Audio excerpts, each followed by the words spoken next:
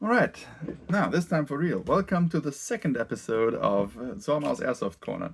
Today we are going to be talking about some of my high capas, specifically the Begadi AA Sand Viper, the Begadi Armament Combat Master, and for some reference purposes mainly, the Tokyo Marui Hi Capa 5.1 DOR.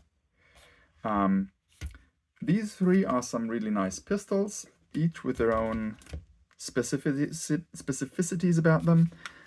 Let's start with the Combat Master.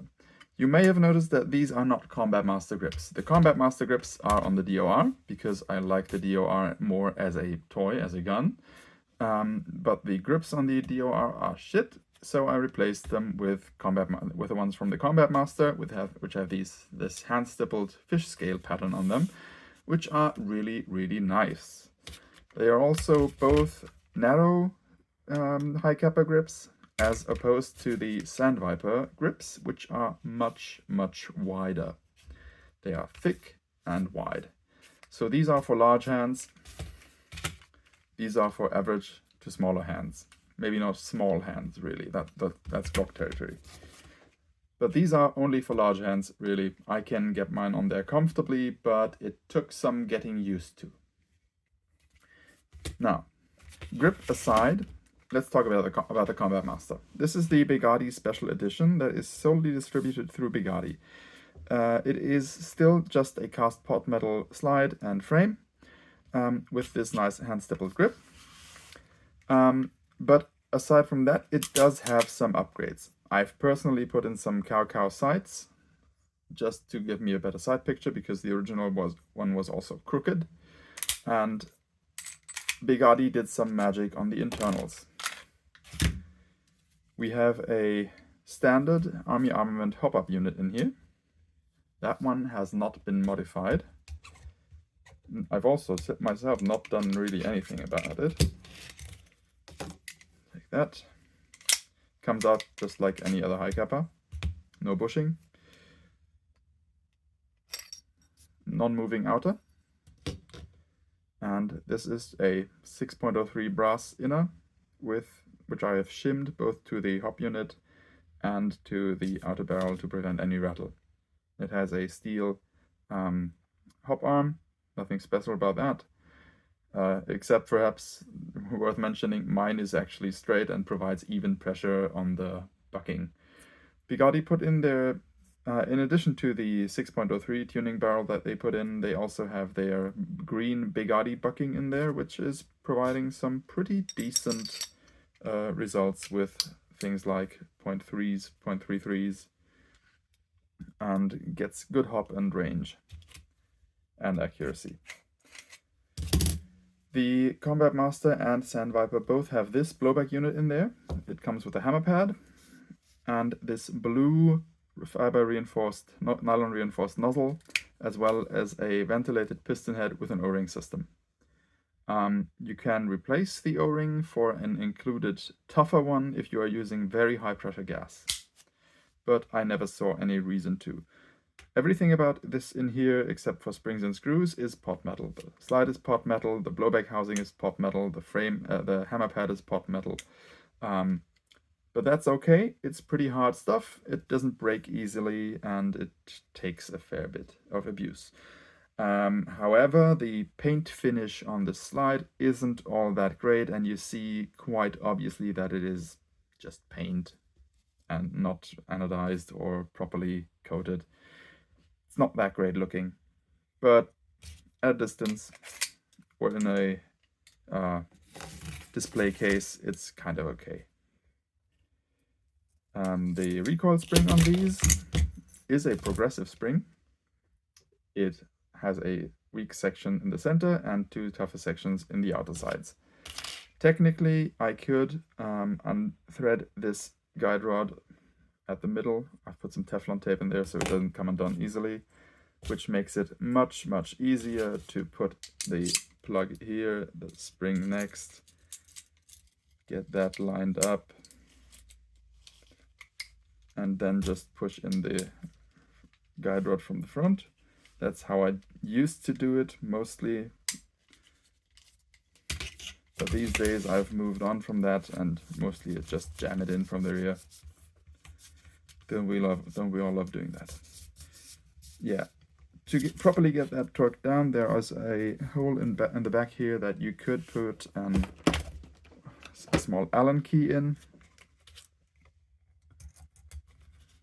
and then you can apply more torque to that front section to properly get it closed.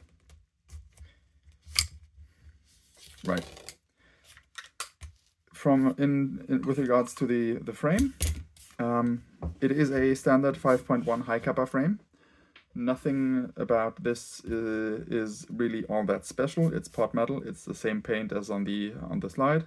I have slightly darkened the F marking because I didn't find it visually all that appealing if it's bright white on black there. They all come serialized, and they come in the Begadi Special Edition with steel fire control parts. Like I said, the grip safety is also from the DOR. These steel fire control parts are pretty well made. They are supposed to be TM spec, but there are some tolerancing issues. So if I try to use it took a bit of work to even get the fire control parts of this to properly work in the TM DOR frame. And I ultimately ended up with the issue that the hammer wasn't resetting because the blowback unit from the DOR didn't depress it far enough. So they aren't, I wouldn't count on them being 100% TM compatible, at least with the DOR, which has a proprietary blowback unit. They are relatively cheaply available from Begadi though, so if you want to try a cheap set of steel internals, why not? Let's talk trigger, because obviously the trigger also depends on the fire control parts. I know the trigger bow is TM and not Armament, but it doesn't really make a lick of difference in this case. We have a bit of take up, some small creep, second wall, and a break. In terms of reset, quite a bit, and then a break. Now, putting away the Combat Master and moving on to the Sandviper, which is more the pièce de résistance in terms of the Army Armament capas. The slide and frame came in this purplish color, purple metallic color, which, funny story, from what I've heard, was an error on behalf of Army Armament. They were tasked with replicating the original finish that Terran Tactical put on the Sandvipers, that sand color, obviously, and they botched it and made them purple. They wanted to throw them out, but Begadi said, wait, I think we can make this work. Let's offer those as a special limited edition. So there are a few hundred of those, I think, floating around. They're all sold now, and I think they are gorgeous in this color. I like it much better than the sand color. This one is also a CNC'd slide and a CNC'd and anodized slide, so it's not painted. The finish looks much, much better than on the Combat Master. It's not great, it's not detonator level, but it is pretty nice by comparison. The Combat Master also comes with a jet funnel, but I don't have it on the DOR because I don't really appreciate it aesthetically on that one. It looks good on the Sandviper though. The top grip screw and this fake screw are also in the corresponding color. Terran Tactical markings on the bottom, the side, the magazine release, the other side of the slide. If you don't mind the company, this is a nice replica. And it doesn't cost $7,000. Now, the Sandviper comes with this side mounting plate. You can get a lower blowback unit that is reduced in size and has a flattened nozzle. That allows you to use a shorter, to mount the optic flush with the slide down here, and get a more authentic look to the final product, because this looks different than it does on a real steel one. but I don't have that one yet. I might get it eventually, but I'm quite happy actually with this. The sides doesn't build up too tall, and it works really nicely, and the 13.5mm BBU that's in here, nothing wrong with that. Same blowback unit as with the Combat Master, hammer pad, pop metal, everything just fine. One thing that I had to do is these two screws go into the blowback unit. They have like three coils of thread engagement, so not very much. I had Loctited them twice. It came loose twice. So eventually I put in some soda can shims behind it so that it clips in properly instead of just sitting in there and being held by the screws. So now it clips in there and holds on its own, and the screws just secure it. I did use it after that for a while, and it didn't come loose at all, so I think this might be a good solution for that problem. On this one, I cannot take apart the recoil spring guide.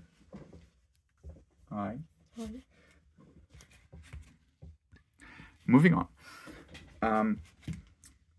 Where was I? Blowback housing. It's the same blowback housing as on the Combat Master.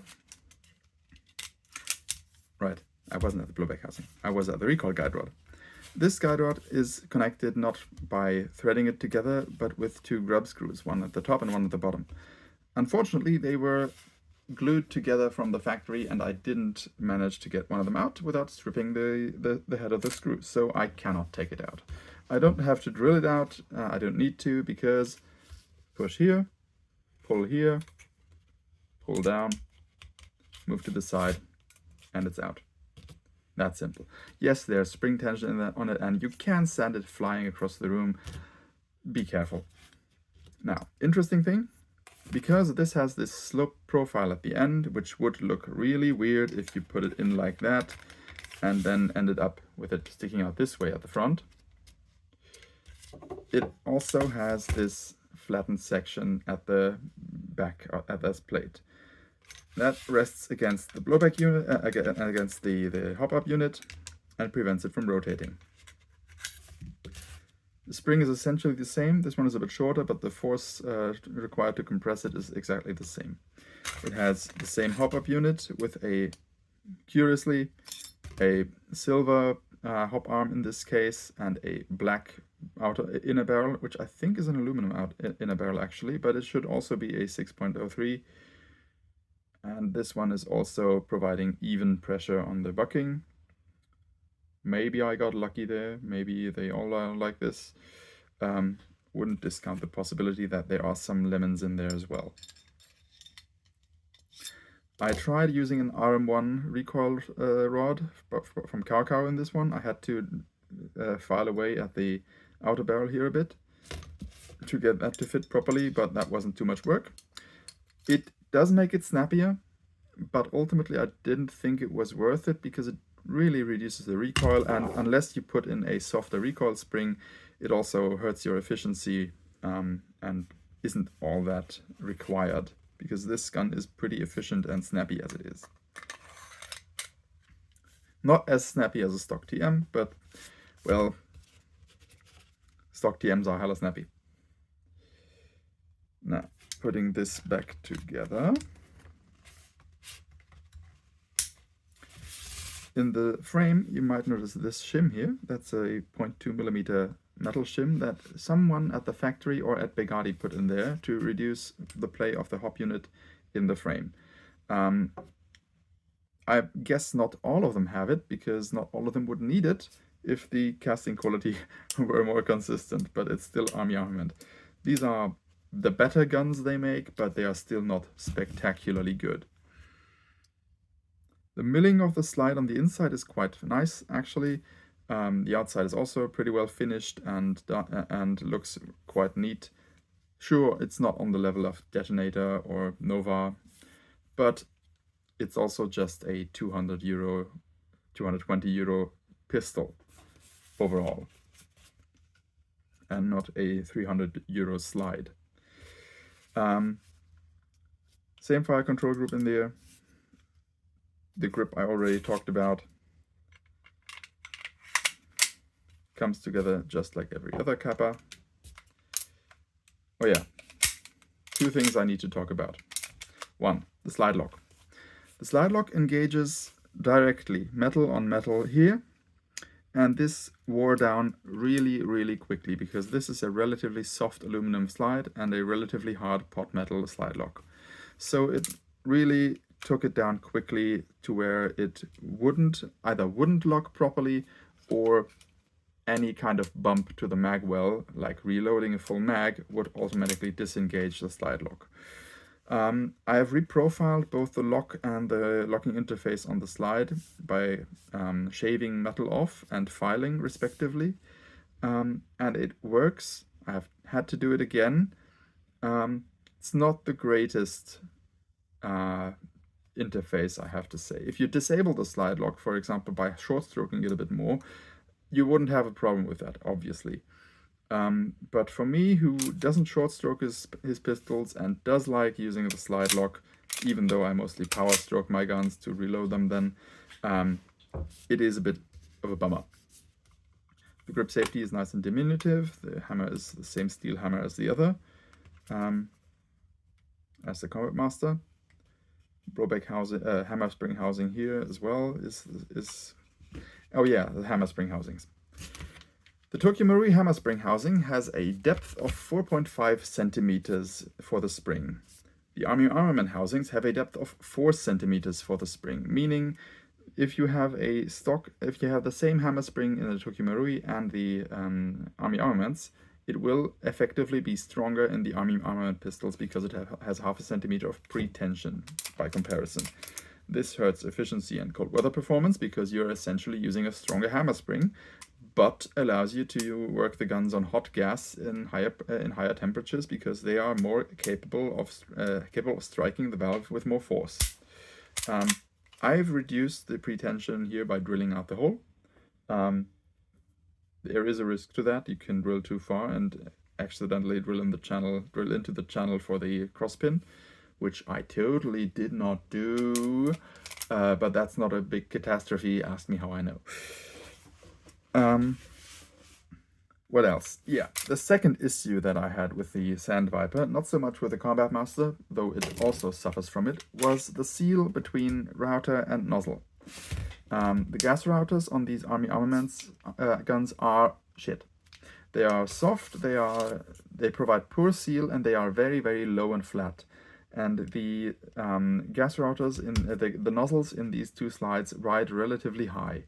So I was bleeding a lot of gas between router and nozzle. I took two measures to counteract this. One was shimming the blowback unit, which you can't see, but there are a few layers of tape above the between blowback unit and slide up here.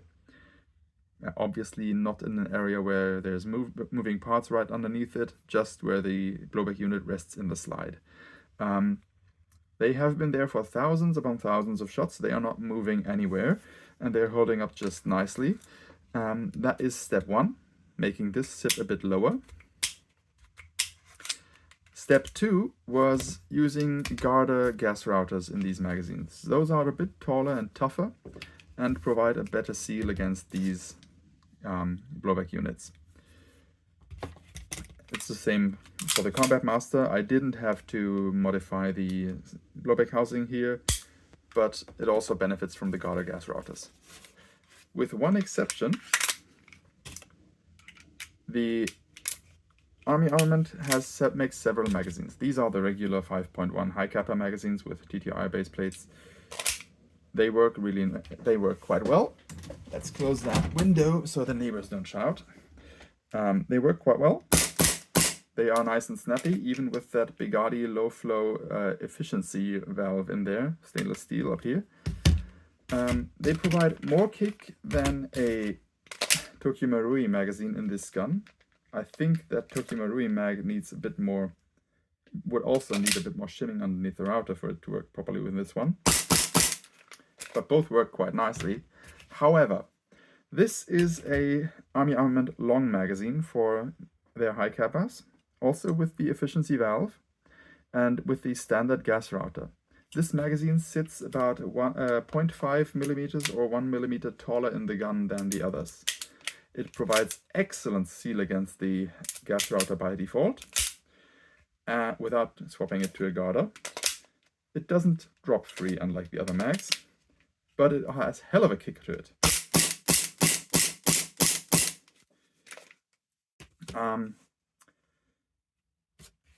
It sits too tall for a Tokyo Marui. As you see, it's hard to get it in there to where it actually locks. It works once it's in there, even though it requires a tremendous amount of force to get it off there. So these IA magazines aren't really, the long mags aren't the greatest if you want to use them with a TM pistol. It's hella snappy and hella loud, but yeah, not the greatest fit. But it works spectacularly well in the Combat Master and the Sandviper. Now, was there anything else I wanted to talk about? Oh yeah, the triggers. The Hi Capa DOR, I've been struggling with getting the trigger to where I really want it. Can't really do it apparently, unfortunately. It has a bit of take-up and then a very soft break. I don't like that soft break. It's indistinct to me. The reset is very soft and the break is also indistinct. Contrast that to the Combat Master, which has a bit of a longer reset, but a decent break after some creep. And my favorite by far, the Sandviper. The reset is here, and the break is here. Reset directly at the wall. If we release it fully, there's a bit of take-up, and then a break. I love it. Still, I'm currently planning to use the DOR for my playing gun, just because it's so much snappier than either of these two, just by virtue of having the plastic slide and the RM1 recoil spring in there, recoil guide rod in there. All of them are good pistols. The Sandviper definitely looks the best out of the three in my opinion, especially in that midnight rose color, but TMs are hard to beat. And I especially love the construction of the blowback unit on this one, because this has a specific blowback housing that is exclusive to the DOR, unfortunately, and that has, instead of the usual construction where the screws go in at the top and just secure the sight, the rear sight, this has screw holes that go all the way to the bottom of the blowback unit, basically, and are threaded all the way. So you get about 2 centimeters of thread engagement when mounting this Micro Pro sight, instead of 0.5 centimeters of thread engagement, meaning you can apply a lot more torque to it, and it generally doesn't want to come loose as much. I want to see this blowback unit in more pistols, frankly. It is really that nice. I think that covers most of it. Maybe an escapade into trigger unit compatibility. The Begadi does sell the Army Armament steel trigger fire control parts. They are mostly TM spec. They can be, it took me a few attempts to get them working in the DOR's frame, but I wasn't able to make that work. However, unfortunately, the hammer sits too low to be engaged by the DOR's blowback unit. That could be a DOR thing or an Army Armament thing. I haven't been able to figure that out yet. I probably could if I installed the TM hammer in a Army Armament and checked how much interface there is, but suffice to say, you can't really put this hammer in this DOR. Right. Now I think I've covered everything. Thanks again for watching this rambly video about my 3 Hi Capa pistols, and I'll hopefully see you in the next one.